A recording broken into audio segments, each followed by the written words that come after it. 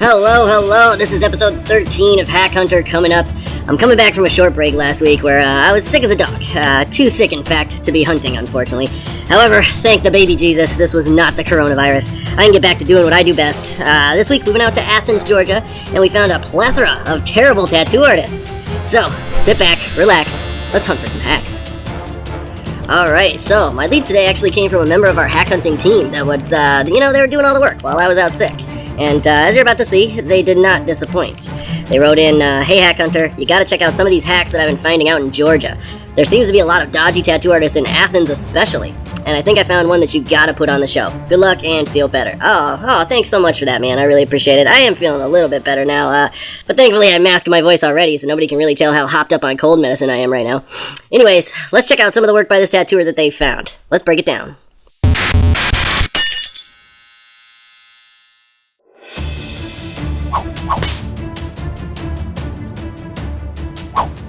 Alright, here he is, Mula Meech. You guys can see them at Rude Inc. there in Athens, Georgia, and you can find him here on Facebook. He's also got an Instagram. His name is Rude Inc. _gods with a Z, and man, does he believe it. Go ahead and check out this Instagram. Although if you're looking for the tattoos, you're not going to find a ton of them, because I saw a lot of him holding guns, flashing cash, flipping the bird, smoking weed. Didn't see a ton of tattoos. You gotta scroll down pretty far. You'll eventually get to the tattoos, but you can also check out some of his music, man. He writes a lot of hip-hop, and it's actually pretty good shit. I was actually into it. Go check him out. He's got a new one that just dropped in February called Chasing a Bag, so you can see that on YouTube there. I'll post a link down below. Their website, though, if you're looking for his studio, someone must have forgot to pay the bill because rudinkcom is for sale. But the studio is still open. I can tell they're still tattooing every day, posting new stuff. So, but this is a lot of what you'll see. And this is what bothered me right off the bat, because right here I see his arm rubbing up against old tattoo that he just did. That means he's getting plasma, blood, ink, all that kind of stuff up on his arm. And all that kind of stuff is also getting over his tattoo machine, the clip cord, all that stuff. And he's rubbing it across new clients every day. If you're using one of these old school traditional type tattoo machines, you have to bag them up. There's just no way to clean in between all these little parts and pieces. So, if you're using that kind of machine, that's fine. More power to you. It doesn't mean anything, but you have to cover it. You gotta cover it up. Otherwise, you're just working with dirty equipment on every new client. But I can also say for anybody that's not in the know, this is a really cheap old school type of tattoo machine. This is not really a high quality one that you would hope your artist would go for. This is one of the cheaper ones that you could buy on eBay for, $50, maybe less even. And you see a lot of that. You see it over and over again in a lot of these photos. You can also see the studio looks a little bit cluttered in the background. He's sitting on not even an artist stool, just like a regular chair, and you got the desk and the printer and stuff right next to the tattoo area here. Just not a great professional setup for any studio. Another thing, before I even get to this this lion here, let me first talk about this cloth. I know that's lame to talk about, but this should not be cloth. And I know a lot of clients, that's the last thing you're thinking about when you're going to get tattooed. You're nervous, whatever, you're thinking about if it's going to hurt, whatever. And then you sit down on a cloth, you don't think nothing of it. But that cloth has been sat on by a bunch of different clients. Plasma, blood, ink, all that stuff is soaking in there. It's just festering in there. And it can transfer very easily from one open wound to the next. So no studio should be having people on a non-porous surface like this that they can't sterilize. The only way they'd be able to sterilize that is if they took every one of those cloths between each one of those clients and steam pressure washed them afterwards to make sure they're all sterilized. And I guarantee you they are not bringing all those home every day and doing that in between each client. They really need to get some non-porous surfaces, some really high-end chairs that they can properly clean down in between people. But I'll digress. Let's talk about this busted up lion. Just weird lumpy face, weird tumors, a big pockmark right in the... Why is there just this black chunk right here? I don't understand it at all. Kind of a lazy job on this smoke here, coming up to the chocolate with the lettering that's just real scratchy looking. That's just, quick, lazy, zip through it. Yeah, the lettering just blurs together on there too. The C and the A there, just don't look great. But ultimately, just a really lazy technique here, really overly simplified for something this huge, taking up this guy's whole leg. You think you would get a little bit more hair strands in there or something, but even the whiskers, these ones are dark, these ones are light. It's just really, really hack job quick stuff. And unfortunately, when I was looking at this post online, you can see what he thinks of it. Freehanded that motherfucker to perfection, he says. Perfection. Moolah, I gotta be honest with you, man. This is very, very far from perfection. This is the kind of thing that I want to warn all my viewers about. You're the kind of artist that I think you really got a long way to go. If you're putting out this kind of work after years of doing it, you're still charging people high prices for really low quality, cheap, quick work like this. It's just not right. It's just not right. And here's another example. I'm gonna assume this one was freehanded on also, because just the amazing amount of errors in here, just inconsistency between how all the roses look. It doesn't look like he planned this out and drew them all out ahead of time, because they all just look different shapes, different styles. And then I really don't understand why he chooses some places to just leave completely negative skin tone, and then other places he'll use like really dark black shading next to just skin tone. It's just strange. This rose looks so, not just incomplete, but just backwards, just wrong. Really, really dark in areas, really light in other areas that it shouldn't be. Just doesn't make any sense. But that's not the worst thing about this piece. This clock. Oh my gosh, this clock. For those of you that can count along with me. No one. Fuck one, you don't need a 1. 2, 3, 4, 5, 6, 7, 8, 11? 10, 11, 12? What? What is that? Ah, this poor guy. And I mean, it's partially his own fault for going to you. But at the same time, Moolah, gosh, if you're charging people for this, the very least you can do is give them all the numbers, man. Take a second to make sure you're putting all the numbers in there. Christ. Oh, it's just rough. And it doesn't get much better. I hate to harp on it. I don't want to beat him into the ground. But this is what this show is made for. We just want to warn clients about artists like this that are just going to zip through and put this big, obvious detail in here and just chew the skin up. You can see how patchy this black is up here because it's just beat up. The skin can't handle it when it's just getting overworked like that. No matter how much black you cram in there, at the end of the day, 2 weeks, 3 weeks from now when it's fully healed, it's not going to have that black left in it anymore because you beat it up too bad. The skin just couldn't hold on. And same thing when you're seeing this glossy, bloody stuff in the background. It's just not going to look like that after it heals.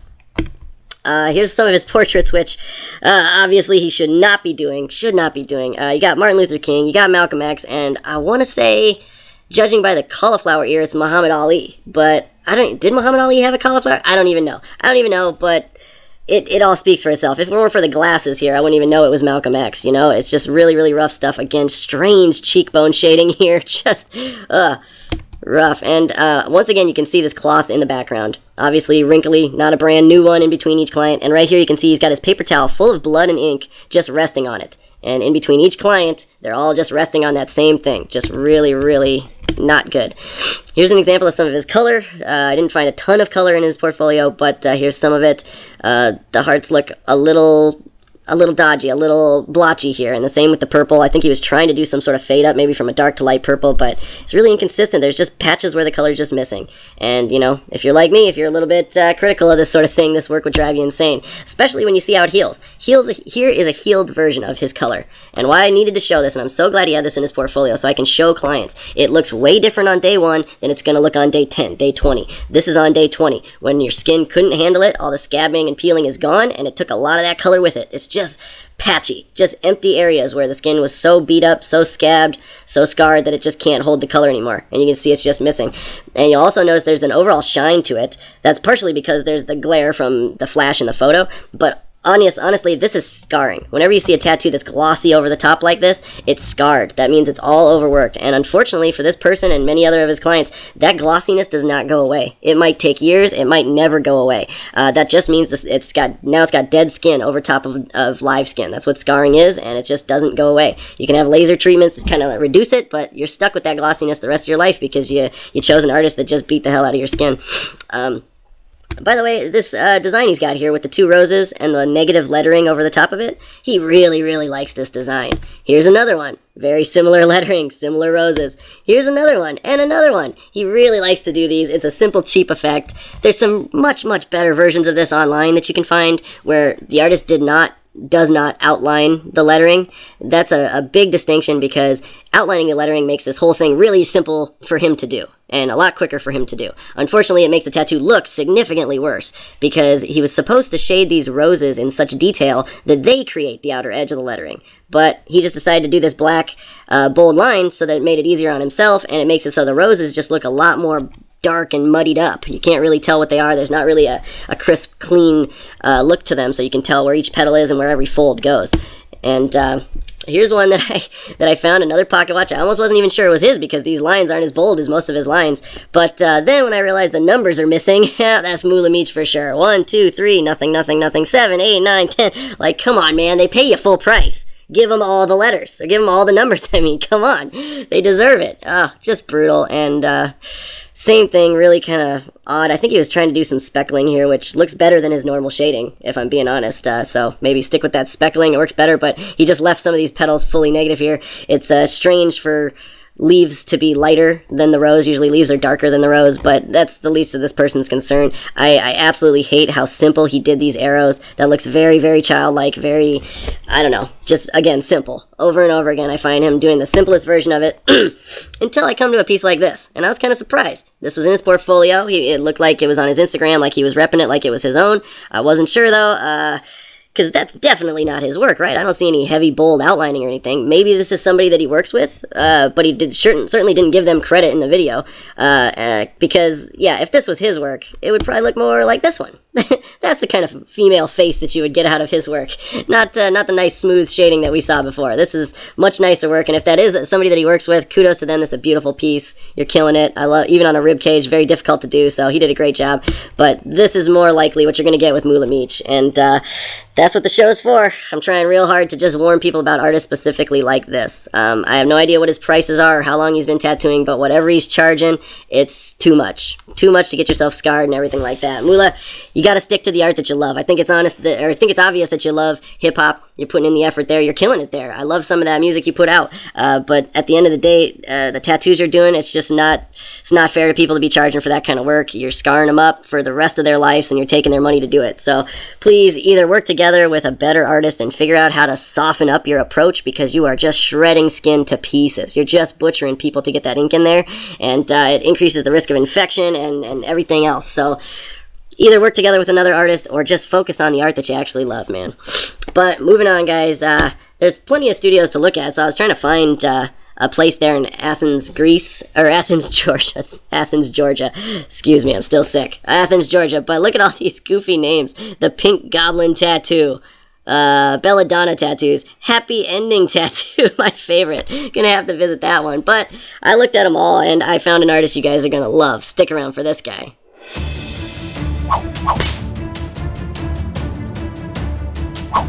Alright. Now, I'll be honest, there was not a lot to choose from there in Athens, Georgia. When it comes to really just mind-blowing artists. And I don't just try to find good, technically talented artists. I mean, I would showcase them all if I could, but honestly, I look for guys that have, or girls that have unique styles to them, something that kind of stands out, and this gentleman definitely did. His name is Qulock Nimmons, and I'm not really sure if I'm saying that right. I'm so sorry ahead of time if I am, brother. Qulock Nimmons, though, you guys can check them out at painandwonder.com. He's working at Pain and Wonder Tattoo and Body Piercing. Looks like a really great studio, a lot of great artists working there. You can check out his Instagram at Instagram QULOCK_. Got an underscore at the end there. But Qulock Nimmons, check him out. Really cool Instagram page.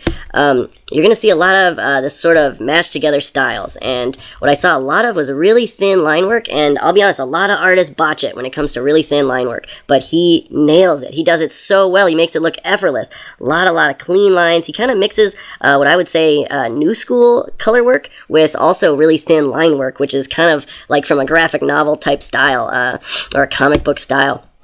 Here's one I think we can all appreciate. I just loved this one. This was the one that made me actually want to showcase him specifically, because this is a custom design. He did it himself, and he does a lot of great custom artwork like this. Like I said, it's a lot like New School, because he'll sculpt some bold lines around the outer edge, but he also uses a lot of thin line work in there. But his color blending, you can see the multiple tones he uses in there. A lot of texturing with multiple tones in between. I love those bubbles that he put in there. That just adds something great to it, even though it's such a simple effect. But yeah, here's another side view so you can kind of see the detail. He did that same sort of texturing with the tongue. You see that, where he uses color, not just simple outlining or whatever. But really, really clean work, really unique work. I like his backgrounds too. It's subtle, but it's very intentional at the same time. And you'll see that as we go.